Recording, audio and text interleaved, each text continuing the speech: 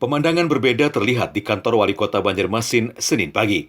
Koridor yang biasa lengang kini padat sesak oleh tumpukan bantuan korban banjir yang terus berdatangan. Ratusan dus bahan makanan, puluhan karung beras hingga tumpukan baju layak pakai memenuhi selasar balai kota.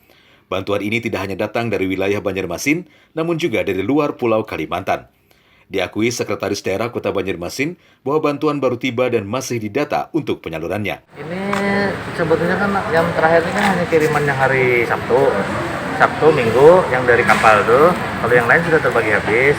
Jadi ini kan masih didata berapa barang yang masuk, kemudian didistribusikan kemana gitu. Jadi bukannya menumpuk pada terdistribusi, tapi karena memang ada tahapan yang harus dilalui.